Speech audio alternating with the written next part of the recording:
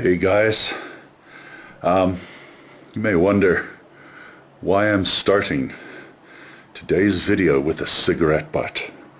All I'm saying is we found this butt on our claim. Now that in itself is not the end of the world, but the point is the person who smoked this cigarette butt, and if any of you know who it is, let us know. We'd love to know who this butt belongs to. They sat beside our tremolite exposure, and out of spite, anger, greed, who knows what, they took a sledgehammer and they smashed thousands of dollars worth of crystals. Now, just a tiny piece of our claim, admittedly, but the point of the matter is there's a principle here. Somebody just smashed the crystals, not like they wanted them, they just felt like doing it. That same person took our ladder as well. Now, there's theft, there's vandalism, and those of you who are now coming on our claim have been deprived of the ability to see this beautiful crystal exposure in its natural presentation. That is beyond evil, in my opinion, and if Mark and I had stumbled upon that person in the process of applying their sledgehammer to our crystals, it's hard to say what would happen. I'm a reasonable man. Mark is less so, way less so. On the bright side, we do have a line on who it potentially could be. We know who took our ladder, right? So it ain't gone. It's not done with yet. Okay, we know who took our ladder. So stay tuned. I believe we can update you on the story. But anyway, now follows the rest of our video. So already I've just kind of stepped onto the claim. Immediately I see kind of furrows that potentially could be fissures. But what I have seen is some bit of marble. In other words, crystallized limestone, and something that looked more really igneous with what looked like smoky quartz and maybe allanite. So we'll keep poking. I can see Mark off in the distance. Keep poking around, see if it's going to be pig is worth a poke, as he says. Mark's found a bit of quartz there. But I mean, look how the roots, look at this, right? Here's the root. It's on top of the rock. This is a hump. This is kind of like what I spoke about in the last video about how the glacier comes along and plucks rocks from one side of a ridgeline, right? The roche moutons, or whatever they call it, right? And here you can see, this is the fissure here. You can see like a big tree, roots are going down into the fissure, but in this particular case, I can see the root. This one's not sinking into the fissure for some reason. You can see it, right? It's not going into the fissure, but that one directly is going down, down, down. Okay. You know, we're just poking along. We're looking at the side of the fissure. It's not giving us any mineralization yet. But, so, yeah. How we do this? Yeah. So yeah, I'm digging down here. All I'm finding in what appears to be a fissure is, yeah, it is a fissure of some type, but it doesn't seem to have any calcium or calcite that's squeezed up, so it's really not down our alley.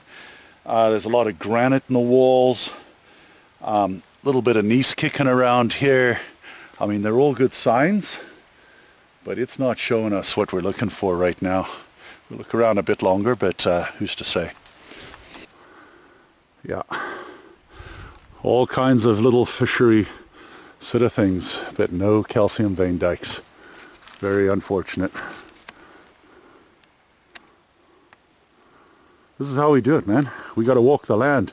So, yeah, I had a guy quite recently fire me an email, and he said, you know, how's the stuff you're finding fly beneath the radar for as long as it has?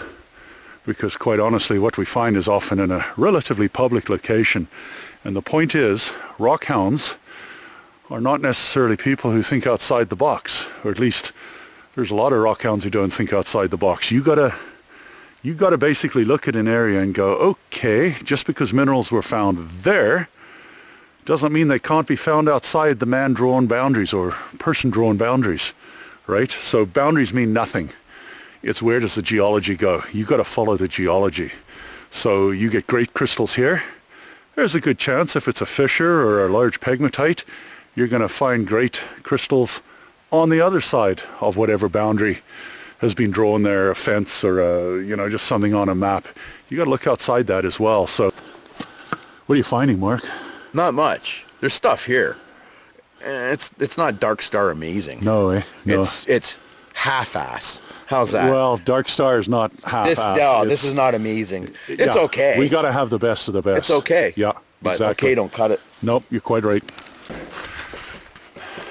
So guys, we go looking so you don't have to. We're just filtering, as I say. This could have been a claim, but no way, not doing it for us. Doesn't have the quality of minerals that you would expect, even though it has the fissures. It doesn't have the vein dikes. Everything's got to line up for us. So people actually coming on the claim, I believe it's May 24 is our first weekend there. People actually coming on the claim, you got a choice. You can either dig in the fissures or you can do what we call guppying. That's Mark's word. So guppying, you're just going along on the surface and checking out stuff. But I mean, here's an example. This is what we call the fluoricterite pile. And it's just basically an escarpment. And you're seeing all stuff, like this kind of stuff. Not sure what you can see. You can see over there, Okay, pick it up. Here. Oh, yeah, you just picked that right up off the ground. Nice one, Mark. Yeah, there's an example, right? Amphiboles, yeah, amphiboles. We go around the corner here. This whole big pile is just, okay, look, you can see the calcite. You can see the crystals. I mean, this is the kind of stuff. I mean, look at this. This whole rock is nothing but crystals. So if we clean off the rock, you can knock off some beautiful pieces off this, right? There's a piece Mark just chucked it there. We've got so much. We're very selective at this point, but all along through here, up in that direction, just tons of crystal. Each area on this claim property has an enormous quantity of stuff, and it always seems to differ. Each area is distinctly different from the next area. This is, they've blown this ridge up. Yeah. So they've blown up the ridge looking for uranium, and then they just walked away, right? Yeah, yeah. You just roll rocks. Yeah, pretty much here, right? And we've got a couple of other areas that way where you just find amazing rocks, just rolling them over, right? Doing the guppying, as we say, right? And then look, underneath the calcite plate, it just goes, look. Oh, yeah. So that's good. Yeah. I need to carve all of that out, carve this out, and give us enough room to go. Oh, yeah. Look, there's an amphibole right there. You can see it. This is really nice. Here's your calcite he's hit. Yeah, this is something that we need to further tap into. You see that almost on the surface, and that, you know you're in business. Yeah. Absolutely. You getting anything out of this one, Mark? No. This is the big empty, I call it. Okay. Basically, we did it just to prove a point. There's like no mineralization on the walls anywhere. Dug it out, nothing but sparkly dirt. Yeah, little tiny grains, sugary grains of mica. Not a single broken apatite, nothing. Wow. Microscopic mica. Okay. We'll make sure we don't put anyone in this hole. Okay, so this is our tremolite spot. So it's a small escarpment, which Mark is picking at, with some amazing tremolite. But I mean, we can have people dig down there. That's no problem. You want to dig down there? Let us know. But I mean, in front of the tremolite, we found this this lump of calcite with little tiny apatites in it. You see it's all over that. There's a rock kind of welded to the top of it, and then you flip it over and you see the same thing. But then you compare, you'll see the same little tiny apatites here. So we know that this calcite came out of there. So we know by digging down, you're going to find something, and we can see that the fissure goes up. So what I'll probably do, I'm going to just spend a little bit of time right now clearing it out, so that when people come here to do digging, they can just look at the fissure and go, okay, I want to dig that one, and they go into it, right? So looking at this, guys, This is a real big disappointment. Somebody has come onto our claim since we exposed this between last fall and now, and they've hammered off a phenomenal crystal. They've basically broken stuff around it. That is not on. First of all, when you go on a claim and you help yourself to somebody else's mineral rights, you're breaking the law without our permission. And second of all, you've done some nasty, nasty damage to a face that we could have cleaved off and made it as a museum quality piece. So all I can really say, guys, you're on the claim, there's a price to pay, right? Unless you're here with us, and you're basically paying your fee, but I mean, there's certain things we don't want people smashing away at, and it appears someone's done it. Looks like they smoke cigarettes, because neither you, me, or Kathy smoke cigarettes. So they're lucky I didn't catch them. We got Jesse and Mitch, yeah. These are keen Rockhounds, and of course there's brother Mark as well. Yeah, they're just advising us, and we're talking about, you know, things. Mineral things. Mineral things, exactly. Okay, guys, good to meet you. So, yeah, we heard some voices, and it turns out to be Jesse and Mitch. Really decent guys. It looks like Mitch is a glass blower, and he does courses, and he lives in Gooderham, right? So, I mean, you want some courses in glass blowing, that's definitely he's the guy to speak to about that. But again, they're keen Rockhounds. We do know of them anyway, and we've been in touch a fair bit, so they thought they'd just pop out and visit with us on the claim briefly to see how things were going. And yeah, I mean, you know, this is good. You know, you're making contacts with all these people. They're good people. They value the environment.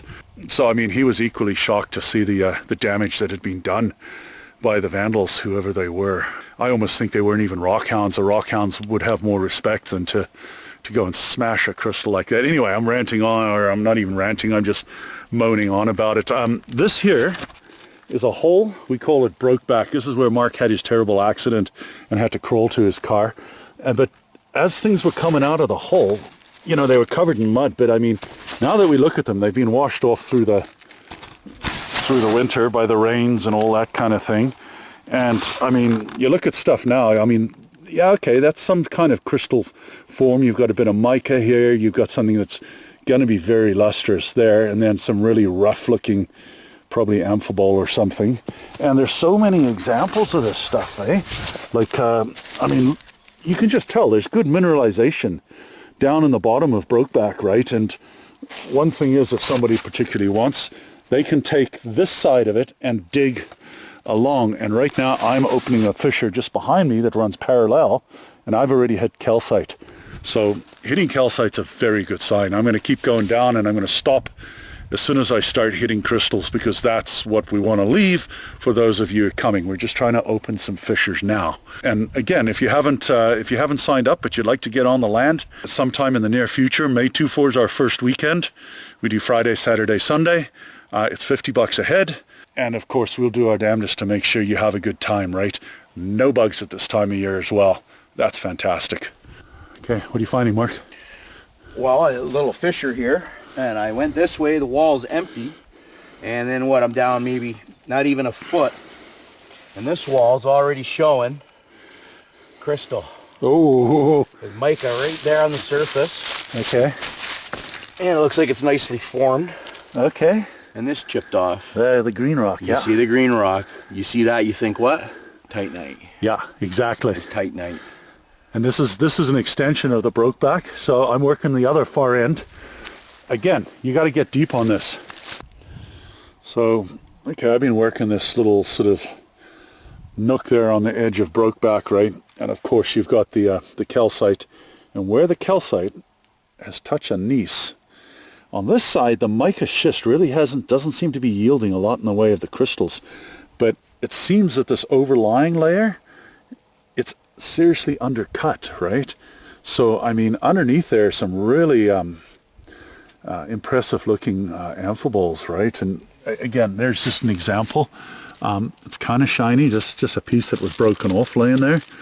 That's kind of like a flattened, you'd almost go like fluoricterite with it, right? And that comes from underneath there, right? And basically the whole thing under there is sort of decorated with those spines and prisms, but on this side it's really rough. Who knows what's in this hump of dirt? There's probably some interesting stuff. Okay, look at this. I've been reduced from a good can of Coke or a Red Bull to blueberry bubblies, and that's the wife. She refuses to buy me any more Red Bull. She says it's bad for you. I don't believe it, but nevertheless I'm stuck with a blueberry bubbly. Not bad stuff, I guess. Yeah, it still does the trick.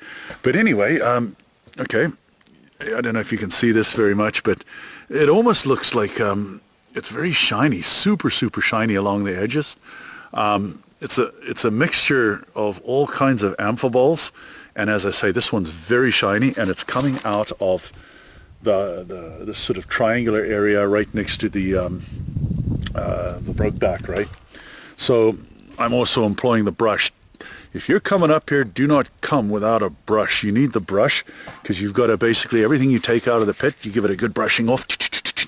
And basically what you're finding is it looks just like a mud lump until you put the brush on it. And that's when you discover, it's a crystal, right?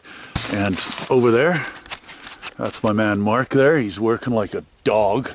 I don't know if you can see him or not. He's also opening up a section there for you guys when you come up.